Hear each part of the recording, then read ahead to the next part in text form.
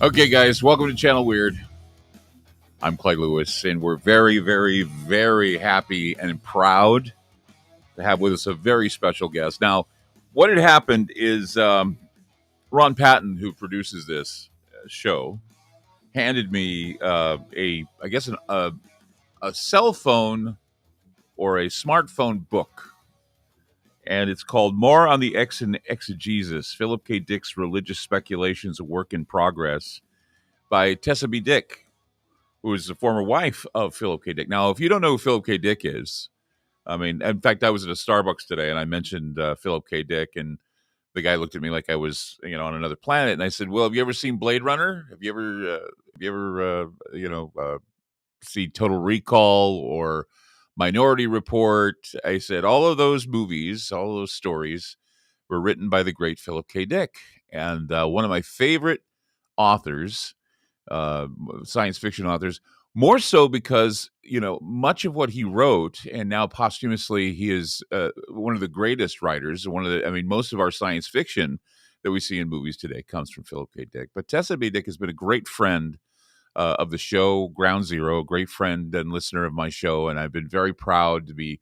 I have contact with her every once in a great while, see how she's doing, and today on Channel Weird, we have Tessa with us, Tessa B. Dick, who is the former wife of Philip K. Dick. And so let's just get right on it.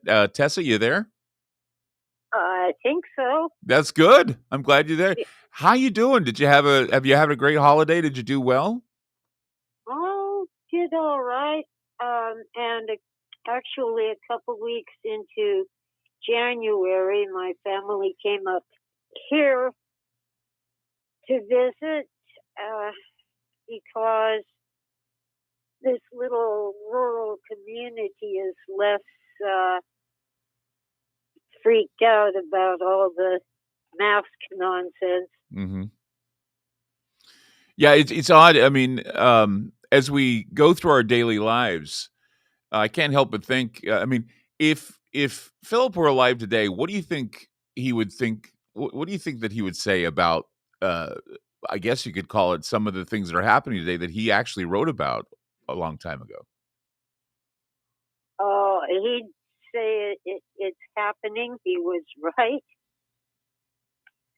And you wish he had been wrong.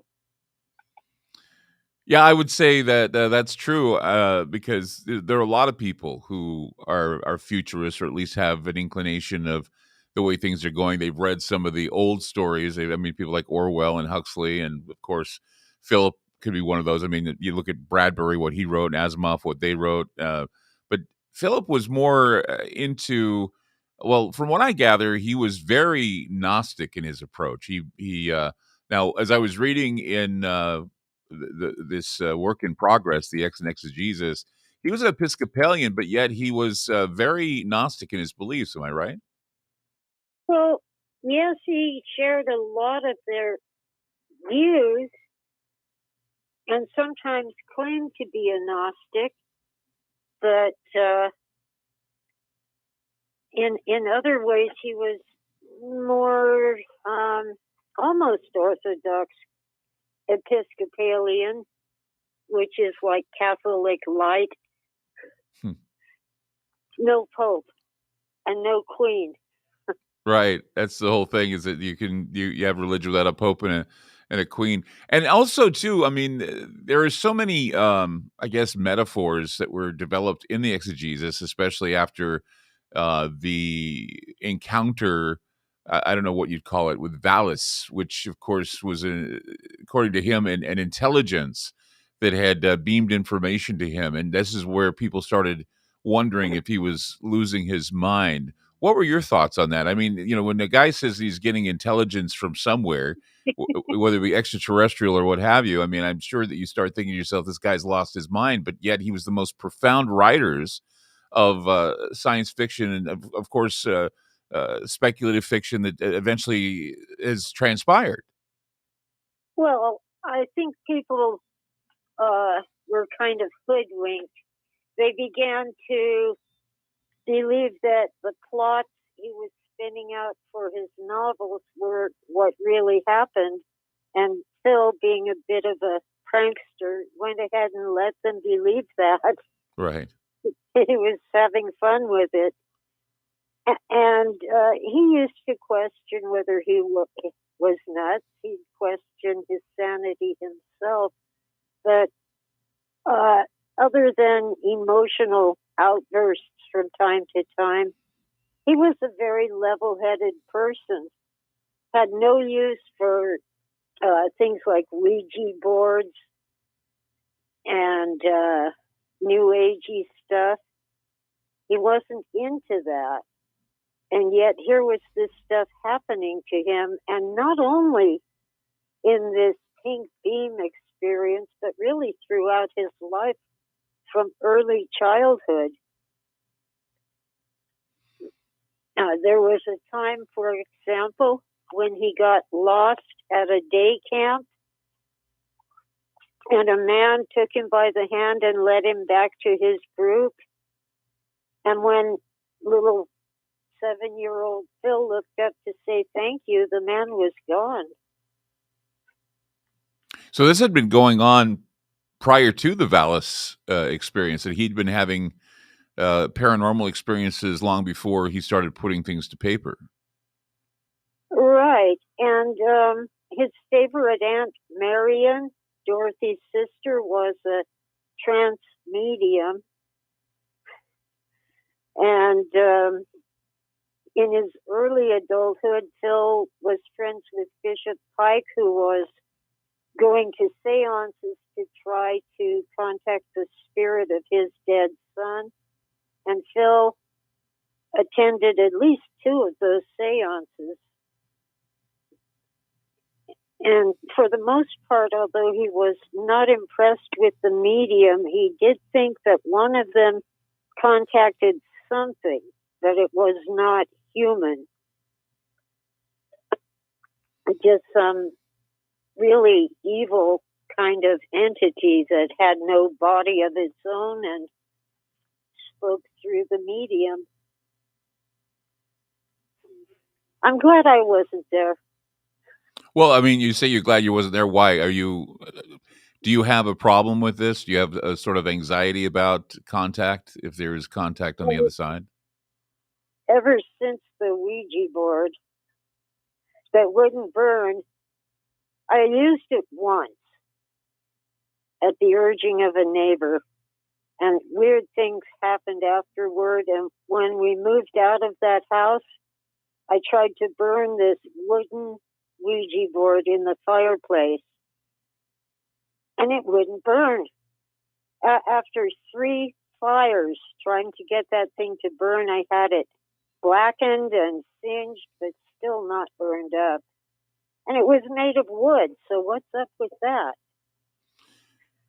There have always been stories of people. I mean, I've used a Ouija board. I don't like using them. I've used them many times on the air, and even though I use one from time to time, just to show that a lot of it has a lot of deeper. It's like using a switchboard to the other side, but it comes through you. And I think a lot of people forget that whatever comes at you may be coming from within you. And I think a lot of the time we don't realize just how easy it is for us to tap into the divine and profane. And I think that it's kind of a hit and miss thing. Sometimes you'll get knowledge that will carry you, and other times you get something that reminds you just how fragile you can be spiritually. Well, as Phil used to say, yes, you can contact something, but you don't know what it is, and it might not like you. Right. Well, he didn't, like you say, he didn't use New Age stuff for Ouija boards, but yet he was receiving messages. He was receiving something. And do you think that was because he was involved with mediums, or do you think that he was just chosen? I think it had more to do with the constant trauma he experienced ever since his house was burglarized and torn apart and vandalized. That was before I met him. And Again, I'm glad I was not there. But he was under constant stress because he never knew who did it or why. But his house was being surveilled by somebody. I mean, open surveillance. They wanted him to know. And the sheriff advised him to leave the county, not just the town. And he did. But he ended up kidnapped in Canada. And in this experience, he was retrieving memories that he had suppressed. But I don't think he ever put together all of the pieces. And I'm still putting them together myself. In this book I'm working on, it started as an attempt to explain his exegesis, but in researching it, I'm finding more and more of his history that explains why someone would think he was some kind of terrorist or drug dealer or some kind of traitor. During the Nixon administration, Phil always thought Nixon personally had put him on some list, and I don't think that's what happened. But he had a very tenuous connection to Dr. Timothy Leary, and Phil's troubles began after Leary escaped from prison. So they must have thought that Phil had helped Leary to escape. Did Leary, was it Leary that influenced him into using drugs and alcohol, or was that something that came later? No, most of Phil's drugs were prescriptions from the doctor. He would smoke a joint if someone passed it to him, but he didn't normally seek out street drugs.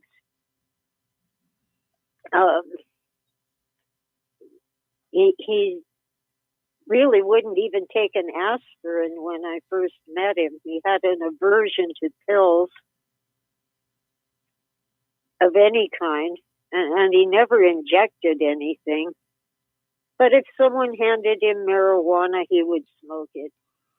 Because there's always been that spin, of course, that he was that kind of a person. Now, why would they spread that kind of rumor about Philip K. Dick? Why would they be passing that around? Was that a smear campaign to make him look bad? Well, he did dabble, and at first he tried to deny it, and oh, you're in denial, go get help. So he just decided to exaggerate to the point where he was saying that he was on all these drugs when he was not, just to get them off his back and to have a little fun. He was really into what he called shucking people, telling stories that they would believe, like his dramatic presentation of his Clyde experience, which was very real, but it was not what he put in his novels. It was just the beginning of retrieving some memories that he had suppressed.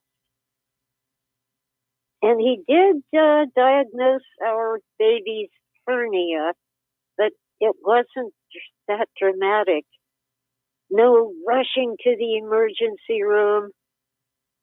Phil just got out of bed where he was napping, and he appeared to be in a trance.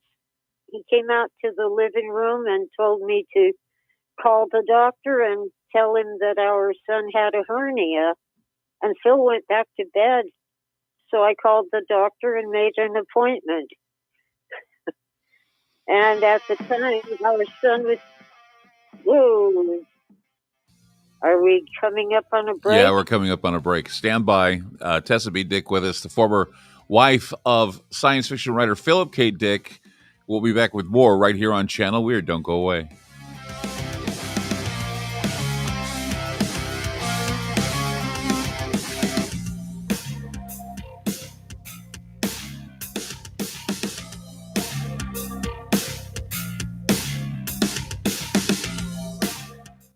On the phone with me is Ronnie from getthetea.com. Hey, Ronnie, it is the tea that makes you go, I know this because I use it. My favorite is pomegranate. What kind of flavors are there to choose from with this wonderful tea? You can do pomegranate. You can do just the straight, which is real good.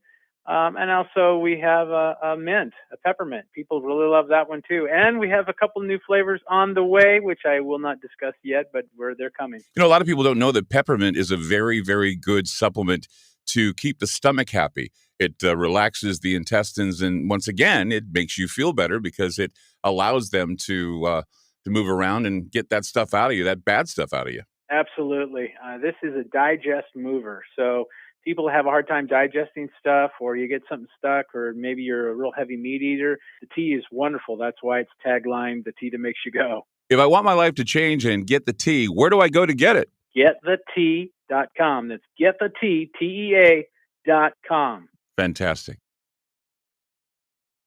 Hey guys, it's Clyde Lewis from Ground Zero. You know, with the rise of the cancel culture and an increase in social media censorship, we needed to make a big change.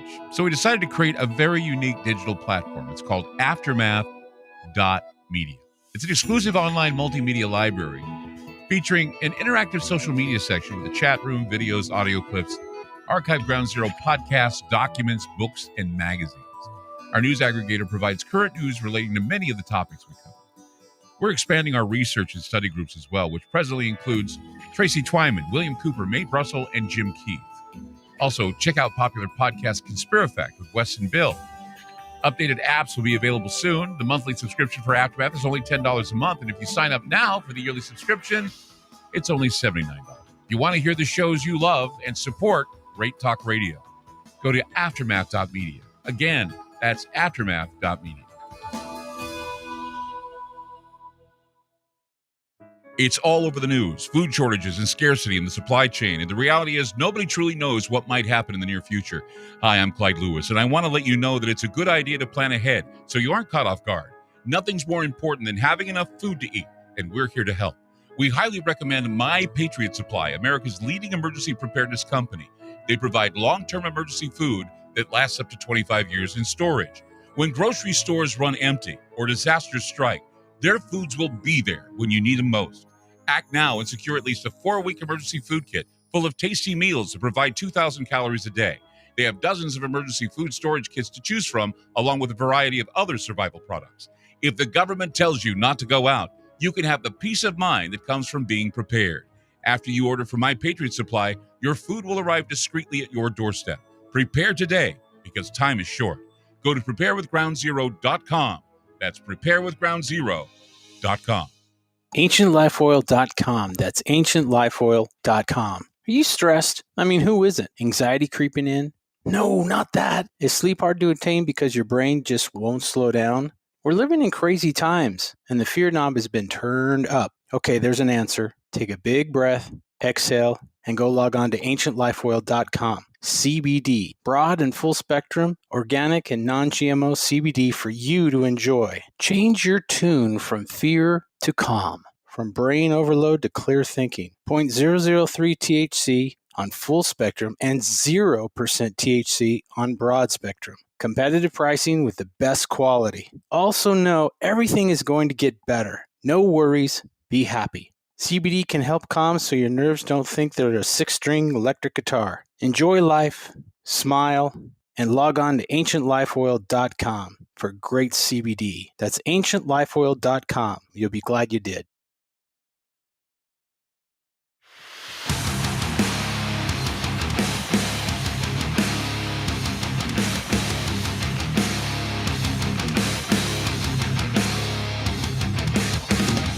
Tessa Dick today on Channel Weird. I'm Clyde Lewis, and welcome back.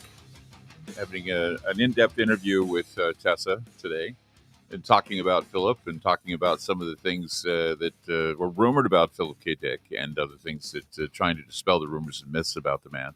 one of the greatest science fiction writers, and of course, posthumously, probably the most successful in terms of having stories and movies and TV shows made about his writings, such as Man in the High Castle, Blade Runner, Minority Report, Total Recall. All of these are fascinating stories that are short stories that have been put to books, and you can read them. They're remarkable. And we were talking earlier about some of the things that Philip is known for, and you were talking about the what was it? The diagnosing the hernia in the baby. That was one of those stories as well. And what were you were going to wrap that up before we went to break? Yeah, well, then we had a good cliffhanger. Yeah. Well, our son was too young to have the corrective surgery. So for 4 months, we could not let him cry because the specialist said that if he cried too much, the hernia could strangulate and become life-threatening. So, unlike the novels in which we rushed to the emergency room, it was a matter of no sleep for either of us for 4 months because we could not let the baby cry. I was thinking about, you were talking about the exegesis there for a while, and we were talking about what Philip K. Dick did with the exegesis is he was using religious writings and giving his own interpretation of them. And one of the things that sticks out for me is the Iron Prison story, basically speculating that we are all in this matrix-like existence. He even he was one of the first to talk about the idea that we live in a simulation, that what we are is we're basically in some like encyclopedia or matrix or whatever that's being looked upon or replayed for some intelligence. What are your thoughts on that? Oh, yes, the computer-generated reality. That was part of his speech in Metz, France in 1977. Yes. And to some extent, he actually saw it out in the real world, but he was aware that it's a metaphor. On the other hand, astrophysicists who have a reputation for walking into the weird are really seriously considering that we might be in a simulation. Most of what we call matter is made up of what we call space. For hydrogen atom were the size of a golf ball, the electron in orbit around it would be 3 miles away with nothing in between. It just doesn't seem very real to me. Well, I was going to say, I think a lot of people, whether they know it or not, actually believe we're in a simulation because we have so many theories about what the Earth is like, from flat Earth to several other theories. We have people who claim that they've experienced glitches, deja vu, Mandela effects. I mean, all these things that are relatively new basically speculates that we are somehow in a multidimensional type of matrix or a multiverse that began as a metaverse. And so all of these things, this, I guess you could call it the counterfeit existence, or the idea of having an artificial existence, is in its infancy now, and so we're heading towards that artificial existence. Oh yeah, over the years, ever since a caller to Art Bell said that his college textbook said that Billy the Kid died in prison, and he knew that Billy the Kid had been shot out on the trail while escaping from the jail. I've read at least 6 different official stories of how Billy the Kid died. So to my mind, you don't have to change history. Just change the history books. On the other hand, that might be a big smokescreen to cover up the fact that our past really is changing. It's malleable, like what Phil used to call a silly putty universe. Right. Well, it was, when he talks about the silly putty universe, it was one of the first introductions I had to what is known as retrocausality, and the idea that the reason why our past is changing is because something in the future has basically been tinkering with it. That we answer to the future events rather than in our present events. That whatever happens in the future, it's like I always tell people, retrocausality is I guess you could say, the stomachache you get from a bad egg salad sandwich you eat 3 days in advance or 3 days before you get sick. We just lost Tessa. Sorry. Oh, we just lost Tessa. Yeah, she just dropped off. I'll try to get her back right now. Okay, so we're going to try to get Tessa back. I heard her say, uh-oh, and I was wondering what that meant. Maybe her phone has died or something has gone wrong. But today on Channel Weird, we have Tessa B. Dick, who is the former wife of Philip K. Dick, who was, one of those authors that, I think a lot of people are well aware of Philip's work, but I think a lot of people don't understand that he was I think we got her back very now. prophetic. Are you back, Tessa? Yeah, you must be using Bluetooth. I don't know what we're using, actually. We are using Bluetooth, yes. I'm sorry that... You're dropping out again. Oh, am I dropping out again? Oh, we had technical difficulties last week.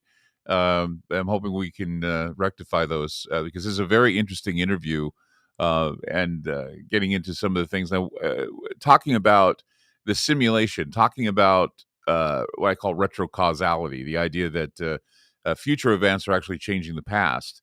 And there have been times in my life where I have talked to people about this. And I remember feeling it a lot more when I saw the TV show Man in the High Castle, that, if events were to change, how would we deal with, an event that is only speculated about? And that's why they were trying to, in another reality, the war was won by the United States and Russia rather than Germany and Japan. It's a wonderful take on the idea that there are different realities that certainly are now coming to be with the multiverse idea.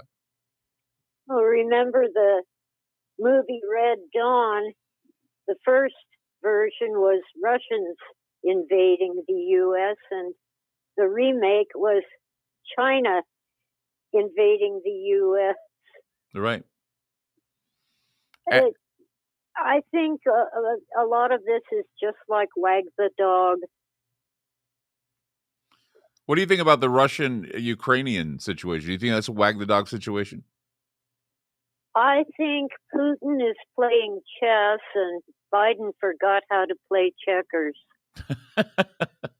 It's funny, getting back to, what Philip wrote back in the day. Remember that short story In the Mold of Yancey? I think that Joe Biden is Yancey.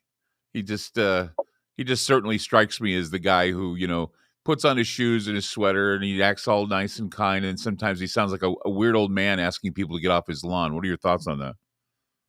I can't help thinking of Mr. Rogers. Yeah, Mr. Rogers with a big stick, or at least a very belligerent side to him, right?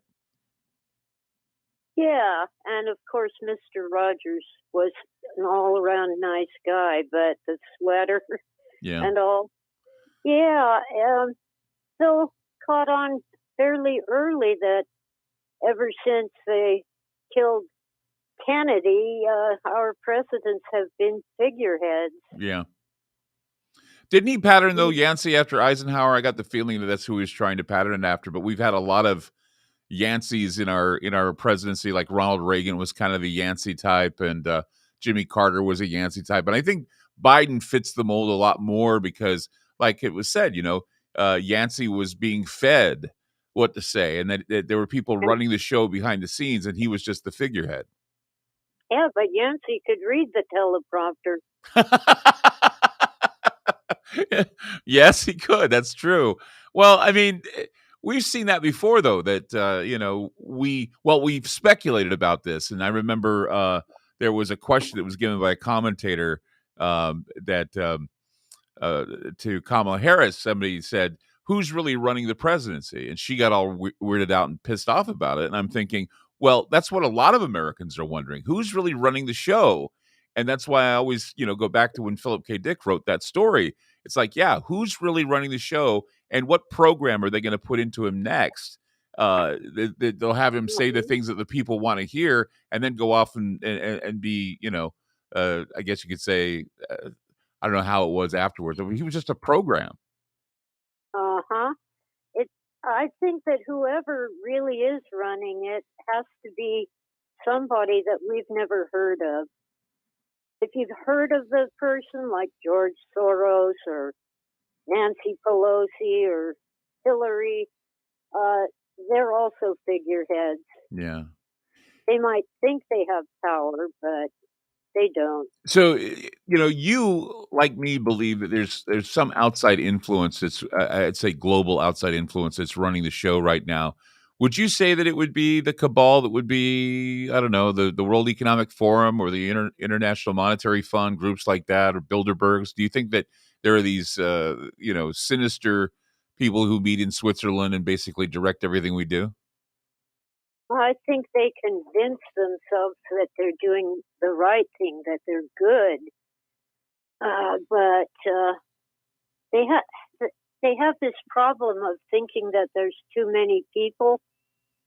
Yeah, the culling process, the idea that we need population control. Yeah, they want to keep enough people to provide them with luxury, but not enough people to rise up against them. I've never thought of it that way. That, they want enough people involved that can give them what they need, that they can enslave. And I was making the comment the other night that it seems like we're being colonized, that we don't know that we're being colonized, but we are. There's a group of individuals that are colonizing us, and they're putting people, little Yanceys, in the places of power. Like, for example, Trudeau. He's a perfect example of someone who's been mentored by what I call these 39, 40 unelected officials that make decisions in Davos. Yeah, well, he does have amazing hair, but there doesn't seem to be any brain underneath it. Yeah, I just think that what he's doing anymore is immoral. I mean, people talk about constitutional rights, and they talk about all that, but just the idea of freezing the accounts of all those protesters and then calling them not real people, calling them names. I mean, this is something that, we can always, everybody says Hitler here and Hitler there, but this is definitely some Hitlerian, Mussolini, Mao stuff that's going on here. And freezing the accounts of anybody who donated. I mean, did you ever think you'd see the day when, and people just, they don't care. And they don't realize that they could be next. They don't realize that in a cashless world that they could easily control the money and tell you, you don't get to spend your money because you decided to participate in a political rally that we don't approve of. Yeah, all those horrible people picked up trash and shoveled snow and fed the homeless. We can't have that. I just don't understand why people are just letting this happen. I don't know what needs to be done. I figure it's because of dependence. I always say we're so dependent on things in this country that we're afraid to let go because we've been so codependent on government, so codependent on luxuries, codependent on our urban sprawl, football games, and beer. It's just insane. Tessa Dick with us. We're going to take a break, and then I want to hear what you have to say. Tessa Dick, coming up on Channel Weird. We're going to take a quick break and back with Tessa B. Dick right here on Channel Weird. We'll see you. Just hold on. We'll be right there.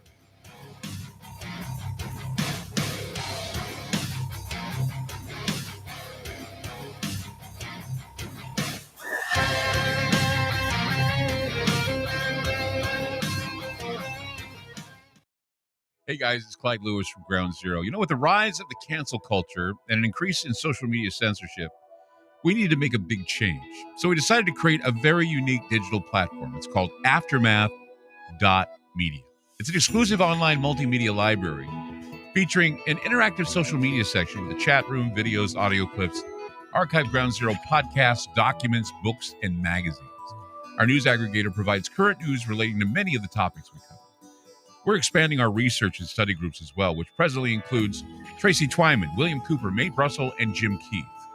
Also, check out popular podcast Conspirafact with Wes and Bill. Updated apps will be available soon. The monthly subscription for Aftermath is only $10 a month, and if you sign up now for the yearly subscription, it's only $79. If you want to hear the shows you love and support Great Talk Radio, go to aftermath.media. Again, that's aftermath.media. On the phone with me is Ronnie from getthetea.com. Hey, Ronnie, it is the tea that makes you go, I know this because I use it. My favorite is pomegranate. What kind of flavors are there to choose from with this wonderful tea? You can do pomegranate. You can do just the straight, which is real good. And also we have a mint, a peppermint. People really love that one too. And we have a couple new flavors on the way, which I will not discuss yet, but they're coming. You know, a lot of people don't know that peppermint is a very, very good supplement to keep the stomach happy. It relaxes the intestines, and once again, it makes you feel better because it allows them to move around and get that stuff out of you, that bad stuff out of you. Absolutely. This is a digest mover. So people have a hard time digesting stuff, or you get something stuck, or maybe you're a real heavy meat eater. The tea is wonderful. That's why it's tagline, the tea that makes you go. If I want my life to change and get the tea, where do I go to get it? Getthetea.com. That's getthetea, TEA.com. Fantastic. It's all over the news, food shortages and scarcity in the supply chain. And the reality is nobody truly knows what might happen in the near future. Hi, I'm Clyde Lewis, and I want to let you know that it's a good idea to plan ahead so you aren't caught off guard. Nothing's more important than having enough food to eat, and we're here to help. We highly recommend My Patriot Supply, America's leading emergency preparedness company. They provide long-term emergency food that lasts up to 25 years in storage. When grocery stores run empty or disasters strike, their foods will be there when you need them most. Act now and secure at least a 4-week emergency food kit full of tasty meals that provide 2,000 calories a day. They have dozens of emergency food storage kits to choose from, along with a variety of other survival products. If the government tells you not to go out, you can have the peace of mind that comes from being prepared. After you order from My Patriot Supply, your food will arrive discreetly at your doorstep. Prepare today, because time is short. Go to preparewithgroundzero.com. That's preparewithgroundzero.com. AncientLifeOil.com. That's AncientLifeOil.com. Are you stressed? I mean, who isn't? Anxiety creeping in? No, not that. Is sleep hard to attain because your brain just won't slow down? We're living in crazy times, and the fear knob has been turned up. Okay, there's an answer. Take a big breath, exhale, and go log on to AncientLifeOil.com. CBD, broad and full spectrum, organic and non-GMO CBD for you to enjoy. Change your tune from fear to calm, from brain overload to clear thinking. 0.003 THC on full spectrum and 0% THC on broad spectrum. Competitive pricing with the best quality. Also know everything is going to get better. No worries, be happy. CBD can help calm so your nerves don't think they're a 6-string electric guitar. Enjoy life, smile, and log on to AncientLifeOil.com for great CBD. That's AncientLifeOil.com. You'll be glad you did.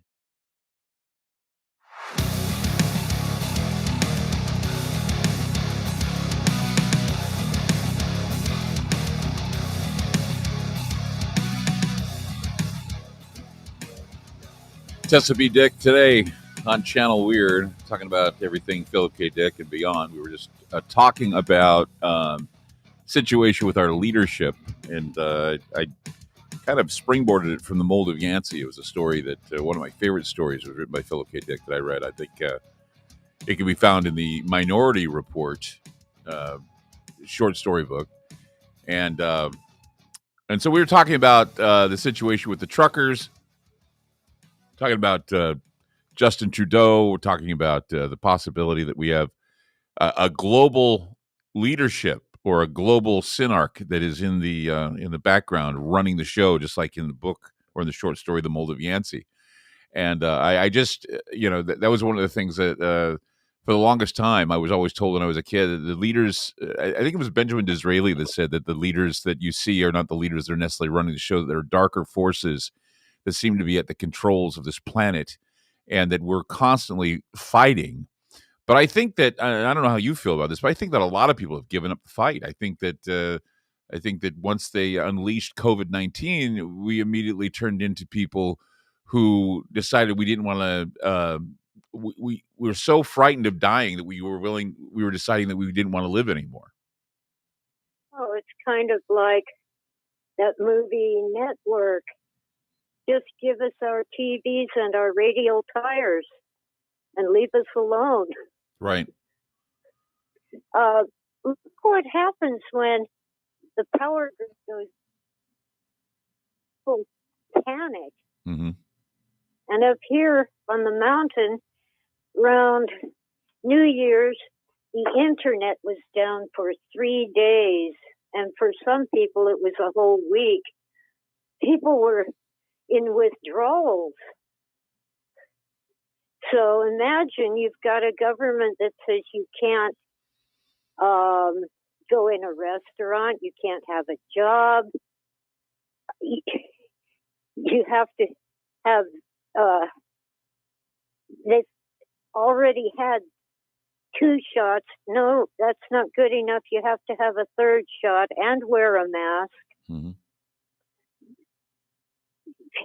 A few people have simply had it, but quite a few.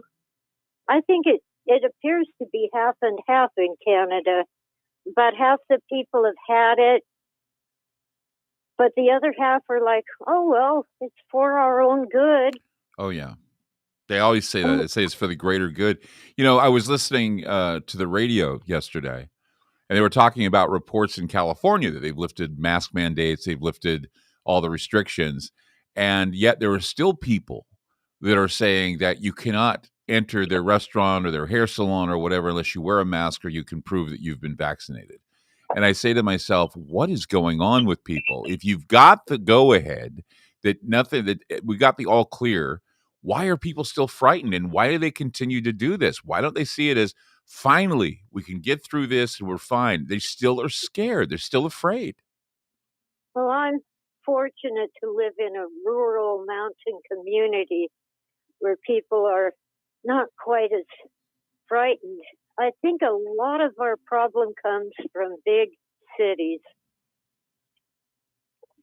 Remember, after the flood, the one thing that made God angry was the people sat down and built Babylon. Not only the tower, but a whole city. We weren't made to live in big cities like Los Angeles, New York, San Francisco. It's not healthy. It dulls our senses and our minds. And we get used to being herded into small spaces and told what to do. And it becomes a habit. A lot like what Philip called the Iron Prison. I remember reading about the Iron Prison, saying that we're all stuck in this prison planet. And I know that term has been associated with people like Alex Jones and others. But the truth is that prison planet idea, that what they call the dark prison or the iron prison idea, was Philip K. Dick's idea. That's what he was saying. He says we are all. I think what he said something to the effect that we're all superheroes that have chosen to come here. We're in this prison, and then once we die or once we find a way to become superheroes again, is when we decide that we want to leave.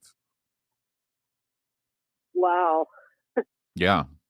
Phil's work still blows my mind. He literally saw the prison.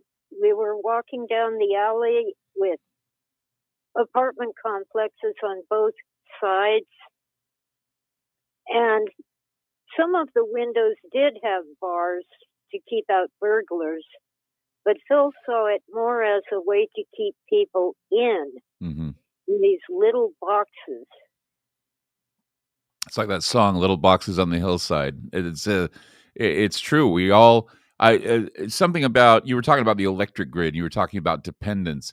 We were talking about dependence earlier, and something that a lot of people don't think about is that you have a house or you have an apartment that you live in. If you're not homeless, you live in an apartment or a house or a cabin or something that's, it's 4 corners. It has a roof on it, and if it's warm and if it's comfortable, it's great. But if it becomes cold and if it becomes unclean, it becomes a box. And that's all it is. It's a box, and you're stuck in this box where it's cold and uncomfortable. And I think that's the thing. We've been so used to the idea of comfort, so dependent on the idea of television and internet and conveniences, that once those things are lifted, I mean, they're saying at the World Economic Forum that in the future you will own nothing and be happy. How can anyone be happy if they don't own something, or if they don't have something to maintain, or something to look forward to, or any goals that they can make? I don't understand how that can make anyone happy. Well, it'll be unlawful to be unhappy. So you're talking about happiness as being mandatory. At the end of 1984, I've forgotten the character's name, but Winston? When he finally said, okay, you're holding up so many fingers. Mm-hmm. The O'Brien said to Winston, how many fingers am I holding up? Yeah. Well, O'Brien told him that isn't good enough. You have to believe it.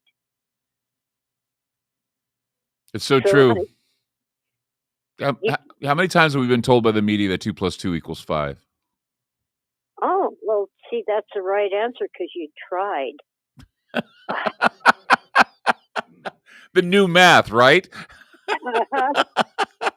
That's so, I mean, I don't know why people aren't registering this. Maybe we just didn't pay attention in high school. Maybe we didn't pay attention in history class. Or maybe they're just not teaching this type of literature that was important literature, or giving us a future. I mean, hell, Orwell was satire. A lot of what Philip K. Dick wrote was satire in a way, right? Right. He wasn't so much trying to predict the future as to exaggerate and embellish what he saw already going on. Right. And, I remember when I was a kid, I hated getting graded on effort. How does the teacher know how hard I tried? I mean, really. Well, and now, I mean, here where I'm at, they basically said, well, you don't need reading and writing skills or mathematics skills to get out of high school because it's too competitive for those who are of color.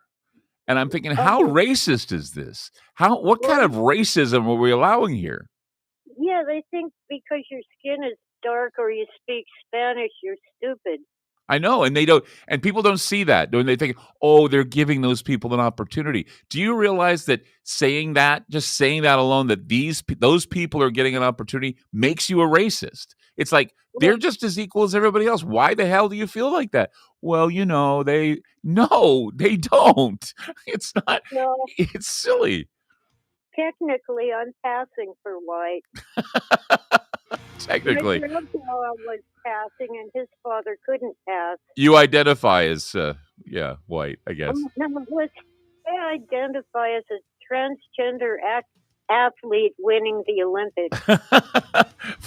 Tessa Dick with us right here on Channel Weird. We'll be back with more. Find out more about the books that she's writing right now. And right here at Channel Weird. Don't go away.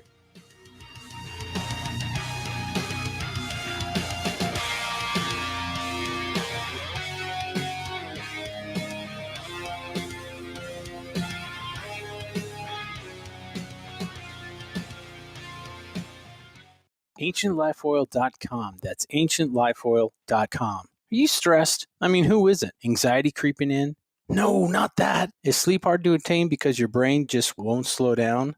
We're living in crazy times, and the fear knob has been turned up. Okay, there's an answer. Take a big breath, exhale, and go log on to AncientLifeOil.com. CBD, broad and full spectrum, organic and non-GMO CBD for you to enjoy. Change your tune from fear to calm, from brain overload to clear thinking. 0.003 THC on full spectrum and 0% THC on broad spectrum. Competitive pricing with the best quality. Also know everything is going to get better. No worries, be happy. CBD can help calm so your nerves don't think they're a 6-string electric guitar. Enjoy life, smile, and log on to AncientLifeOil.com for great CBD. That's AncientLifeOil.com. You'll be glad you did. It's all over the news, food shortages and scarcity in the supply chain. And the reality is nobody truly knows what might happen in the near future. Hi, I'm Clyde Lewis, and I want to let you know that it's a good idea to plan ahead so you aren't caught off guard. Nothing's more important than having enough food to eat. and we're here to help. We highly recommend My Patriot Supply, America's leading emergency preparedness company. They provide long-term emergency food that lasts up to 25 years in storage. When grocery stores run empty or disasters strike, their foods will be there when you need them most. Act now and secure at least a 4-week emergency food kit full of tasty meals that provide 2,000 calories a day. They have dozens of emergency food storage kits to choose from, along with a variety of other survival products. If the government tells you not to go out, you can have the peace of mind that comes from being prepared. After you order from My Patriot Supply, your food will arrive discreetly at your doorstep. Prepare today, because time is short. Go to preparewithgroundzero.com. That's preparewithgroundzero.com. Hey guys, it's Clyde Lewis from Ground Zero. You know, with the rise of the cancel culture and an increase in social media censorship, we need to make a big change. So we decided to create a very unique digital platform. It's called Aftermath.media. It's an exclusive online multimedia library featuring an interactive social media section with a chat room, videos, audio clips, archived Ground Zero podcasts, documents, books, and magazines. Our news aggregator provides current news relating to many of the topics we cover. We're expanding our research and study groups as well, which presently includes Tracy Twyman, William Cooper, Mae Brussel, and Jim Keith. Also, check out popular podcast Conspirafact with Wes and Bill.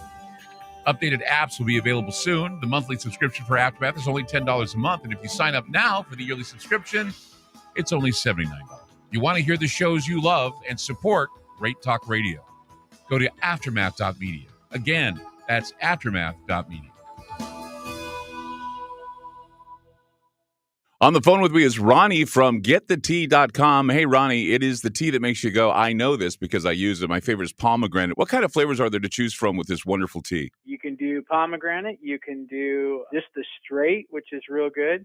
And also we have a mint, a peppermint. People really love that one too. And we have a couple new flavors on the way, which I will not discuss yet, but they're coming. You know, a lot of people don't know that peppermint is a very, very good supplement to keep the stomach happy. It relaxes the intestines, and once again, it makes you feel better because it allows them to move around and get that stuff out of you, that bad stuff out of you. Absolutely. This is a digest mover. So people have a hard time digesting stuff, or you get something stuck, or maybe you're a real heavy meat eater. The tea is wonderful. That's why it's tagline, the tea that makes you go. If I want my life to change and get the tea, where do I go to get it? GetTheTea.com. That's GetTheTea, TEA.com. Fantastic.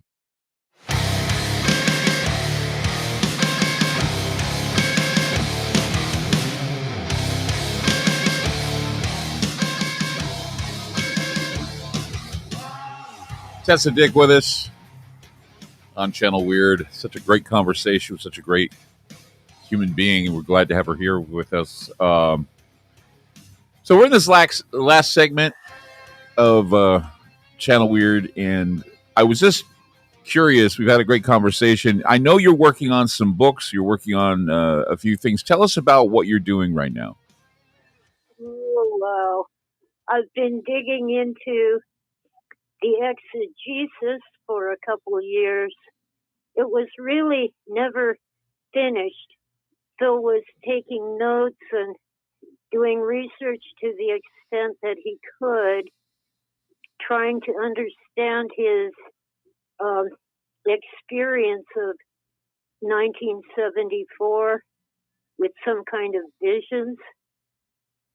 And he did delve into Gnosticism, but more particularly dualism, the idea of two gods, a good God and an evil God battling it out. And we are both the battleground and the prize. But there's more to it than that.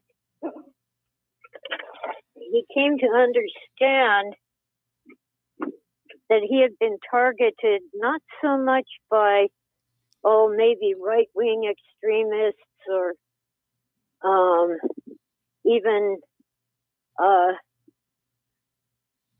anti-communists like the McCarthy era, but more an organized government agency. And my best guess is that it was the Drug Enforcement Administration that President Nixon set up to fight the war on drugs, which we've lost over and over, but we keep on going into battle. Do you think maybe, again, let's go back to Timothy Leary. He was also apparently, he was friends with John Lennon, wasn't he? Oh, yeah. Well, that's how Phil ended up with just a very tenuous connection. Phil's friend, the journalist Paul Williams, attended that bed-in Canada. Mm-hmm. I keep forgetting whether it's Toronto or Ontario. It didn't mean much to me at the time, but John and Yoko were singing Give Peace a Chance, and they had many guests in their hotel room singing along with them. And Paul Williams already knew Phil, so he got on the phone and called Phil so Dr. Leary could tell Phil that he was a fan of his science fiction. That's really all there was to it. But when Leary was sent to prison on drug charges and then escaped, I'm sure that our government had at least the phone records from John Lennon's hotel room, if not actual wiretapping of the calls. And they saw this phone number and found out it was Phil's and went after him because President Nixon had called Timothy Leary the most dangerous man in the nation. Yeah, I just find that the circle is so amazing. I know you, which is the closest I can get to, knowing Philip. And I actually had a meeting with Timothy Leary back when I was a journalist. We were waiting in line to speak with him after he did some of his lectures. They were kind of like telelectures with TV and computers and everything. It was when everything was in its infancy. And he called on me to come meet with him in the back room. And so I had a one-on-one interview with Timothy Leary, and it was interesting. It was probably about a year or two before he passed away. I was able to talk with him and meet him face to face. It was an amazing experience. Wow. Well, most human beings have an innate need to alter their minds, whether it's drugs or alcohol or meditation, religion, or even political affiliation. We need to see things in a different light. Mm-hmm. And I don't see anything wrong with trying a drug like LSD. I ate blue mushrooms once.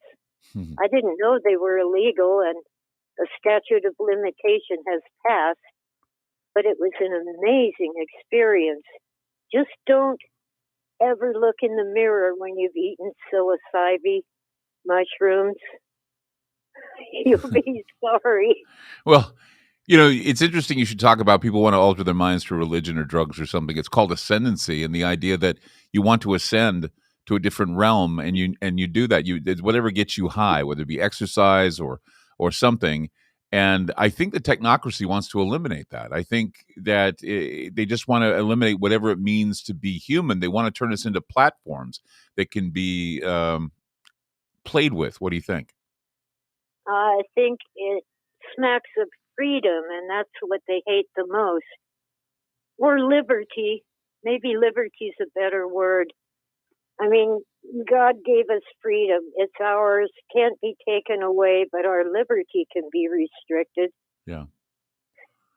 I always said the greatest evil is take away liberty, where they tell you have a choice and it's really not a good choice no matter what choice you make. And I think that's the epitome of evil, the idea that you're fooling people, coercing people into doing things. And that's why one of the biggest evils of all is anyone telling you have to take a vaccine or you're not going to get a job, or you have to be injected. It's the equivalent of saying you got to have sex with me or you're not going to get a job. It's just an ugly time we live in.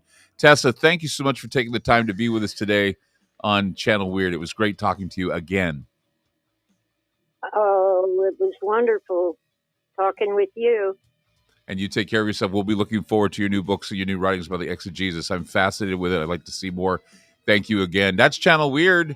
we'll do this again, I think, in 2 weeks. So join us in 2 weeks. We'll see you soon.